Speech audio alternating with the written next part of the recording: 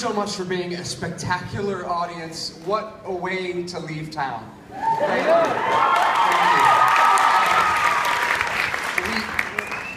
We all, I just wanted to take a few minutes because this is our final performance of Spring Awakening. I want to acknowledge a few people. We started this project about 3 years ago, and a lot of people have helped us get to this final curtain call tonight. I wanted to acknowledge them. First and foremost, the two men who gave birth, the mamas who bore me. Duncan Sheik and Stephen Sater, you have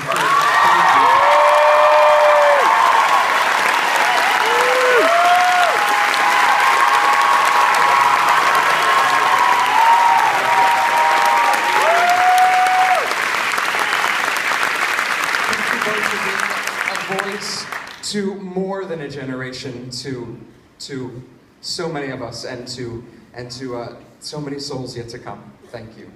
I want to also thank Ed Waterstreet and DJ Kurz, who are the artistic directors of Death Left,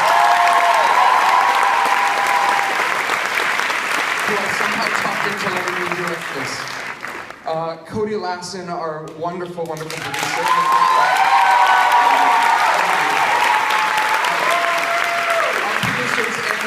And Christopher Sepulveda, who are here tonight. Thank you, thank you.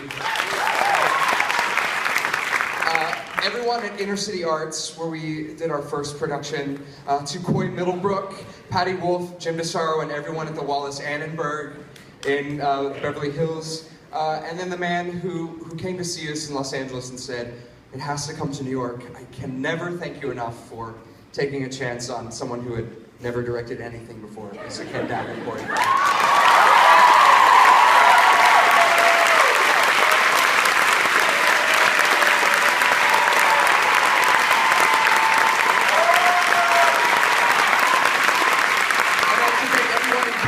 Including Kayla Greenspan, our producer, our beautiful company managers, Kristen Stewart and Laura Quintana. Thank you so much.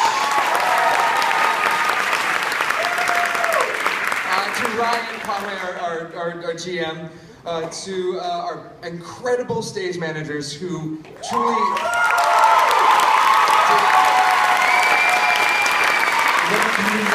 for this production. David Sugarman, Jen Wheeler-Kahn, and the man who truly has worked harder than anyone on this production, TJ Kearney. Our incredible music team, Jared Stein, our contractor and beautiful violinist, Christian Hable. Where is he? Here they are! Marcus and Alone. Where are you guys? All our incredible band that's been with us.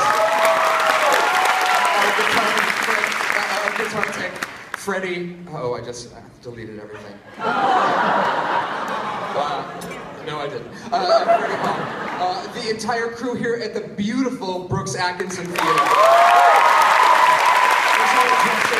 Amelia and Claire, Trent, who's in charge of wardrobe, Jeff, who made our props, our beautiful spot ops up there. Thank you. Everyone on the sound team, including Dave Horowitz, who mixed the show beautifully night after night. Joe DeLuise, everyone at 21st Street for building and putting up this great set.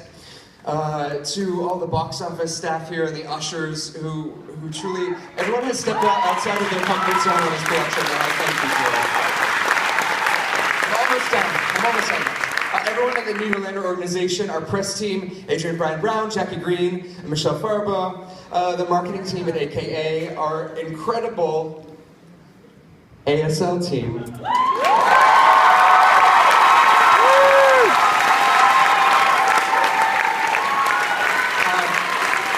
Who translated these gorgeous words into even more gorgeous sign.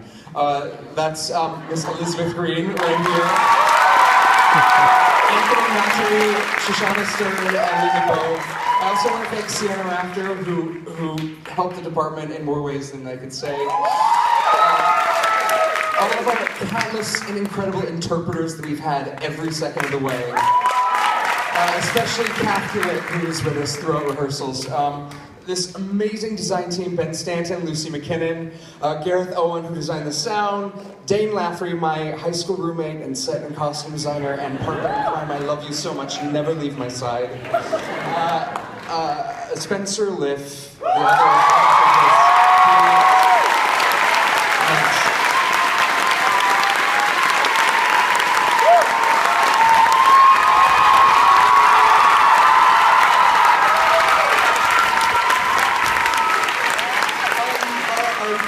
Associates and assistants from Alexandria, Blake Silver, surgeon.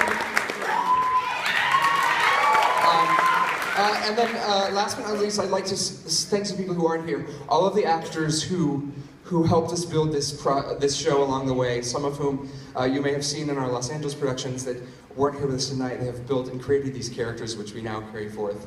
I thank all the actors that have been in this production in previous iterations. And this company here before you tonight is, I would say, the most talented group of people I will ever encounter.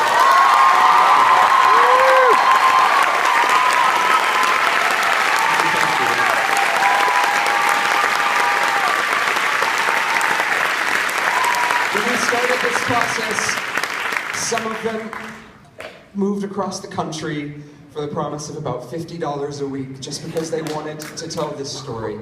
That's a testament to the writers and to your bravery and courage and willingness to do anything to tell a beautiful story. Thank you so much. Last but not least, the reason this all happened, the idea came from my gorgeous fiance, Andy.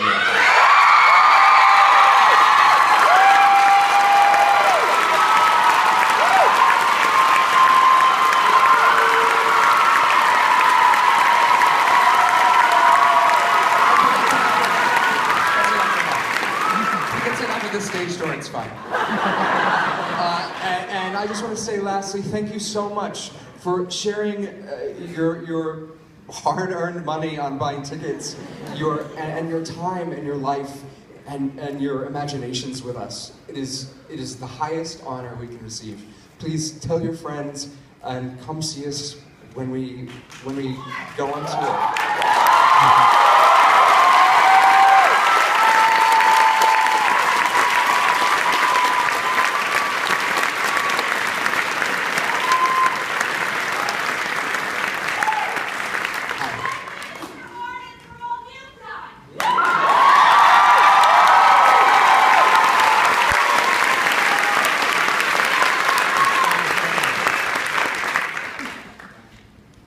I thought I knew what I was going to say, and I'm so moved by the performance and by Michael.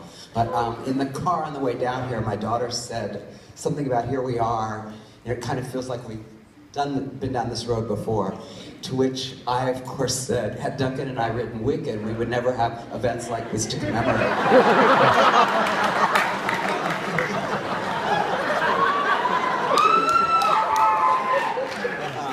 It's been said that every theater has its ghosts.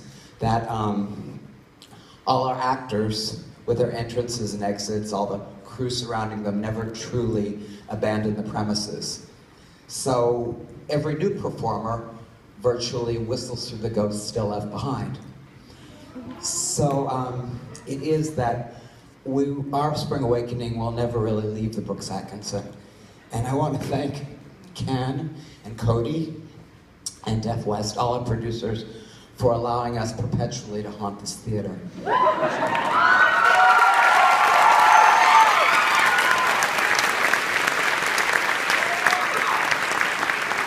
It's also true that